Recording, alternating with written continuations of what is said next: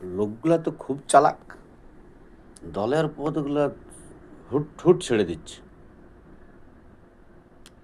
যেটাতে মাসাহারা পায় সেই পদগুলি কিন্তু কেউ ছাড়ছে না। এমপি, এমএলএ, কমিশনার, ওই লোকগুলোই কিছুদিন আগে ডিবেটে দেখতাম কেউ একটু সত্য কথা বলে ফেলেছে। আপনি বিজেপির খাতায় নাম লেখিয়ে নেন, বিজেপির খাতায় নাম লেখিয়ে না। সত্য কথা বলা মানে বিজেপির খাতায় নাম লেখা। এখন আবার ওনারাই বলছেন কি যে না, আমি সত্য বলছি মানে বিজেপি করব, এটা বলছি না। মানে এই লোকগুলোকে দেখলেই মনে হয় শয়তান। এই লোকগুলোকে যদি বিজেপি কোনোদিনও নেয়, কোনো দিনের জন্য সরাসরি কোনো পদে বসায়, তাহলে বিজেপিও সেই ভুলটাই করবে যে ভুলটা তৃণমূল করেছিল। দিদির কানে সব কথা পৌঁছাতো না, তার ফলে দিদির অনেক বড় বড় ভুল হয়েছে। আর যদি এই মুহূর্তে আমাদের মাননীয় মুখ্যমন্ত্রী করে থাকেন এই ভুলটি, তাহলে কিন্তু কি হবে সময় বলবে কথা।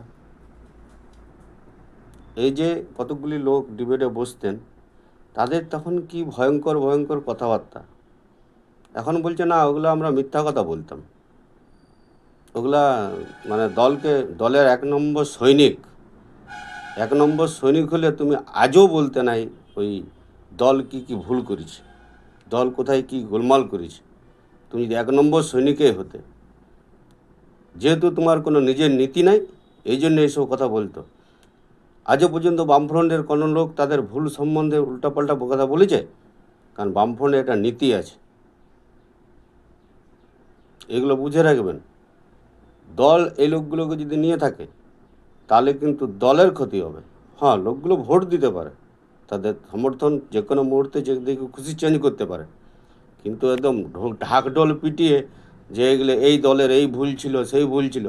4 তারিখ পর্যন্ত সকাল পর্যন্ত যারা মানে সব ভালো ভালো কথা বলছিল, হঠাৎ করে তাদের মন হয়ে গেল যে না, এগুলো ভুল ছিল, এগুলো বেইমানি। এই বেইমানি যে করতে পারে, যেরকম আমাদের সিরাজদৌল্লার সঙ্গে যে বেইমানি করেছিল, বেইমানি করে তারা বুঝে গেছিল যে লোকটা বেইমান, ইংরেজরা, তার মানে আমাদের সঙ্গেও বেইমানি করতে পারে, তাকে কোনোদিনই সেই জায়গায় বসায় না। এগুলো যেন মনে রাখে, ইতিহাসকে মনে রাখা খুব প্রয়োজন। যারা বেইমান হয় তারা সব জায়গাতে গিয়েই বেইমানি করবে, যতই এখন মিষ্টি মিষ্টি কথা বলুক। ওই লোকগুলোকে দেখলেই মনে হয় শয়তান লোক, দেখেই বোঝা যায়। আর যারা সত্যিকারের তৃণমূলের একসময় গুলি খেয়েছে, মার খেয়েছে, তারা চুপচাপ বসে আছে। এখনও পর্যন্ত তারা টিভিতেও দেখা যায় না, কোথাও দেখা যায় না। এই লোকগুলো হঠাৎ করে সব বড় বড় জায়গায় পৌঁছে গেছে। দয়া করে এই লোকগুলোকে বিজেপি যেন না নেই, দলে না নেই। হ্যাঁ, কর্ম করতে পারে, যদি ভালো ভালো কর্ম করে ভালো জায়গায় পৌঁছাবে, সে তো আমাদের শাস্ত্রই বলছে ভালো কর্মের ভালো ফল পাবেই, কিন্তু অন্যায়ের ফল অন্যায়ভাবেই পাবে। ঠিক আছে, তখন আপনাদের মনে পড়ে না, না? যখন আপনারা নিরপেক্ষ মানুষ কোনো কথা বললে তাদেরকে কোনো দলের হয়ে দেখে দিতেন, জবরদস্তি আপনাকে নিজেকে বিরাট তৃণমূল ভাবার জন্য। এই কথাগুলো মনে পড়ে না? আপনার অন্তরাত্মাকে জিজ্ঞাসা করুন, আপনি কীভাবে ওকে বলতেন যে আপনি অমুক দলে ঢুকে যান, তমুক দলে ঢুকে যান? কেন বলতেন? নিজেকে বিরাট তৃণমূল ভাবাবার জন্য। আপনি তো নিজের বক্তব্য বলতে পারতেন, ওনাদেরকে কোনো দলে লাগাবার কী দরকার? এই কথাগুলো আপনার মনে পড়ে না? ওগুলো মনে করুন আর নিজেরা অনুশোচনা করুন।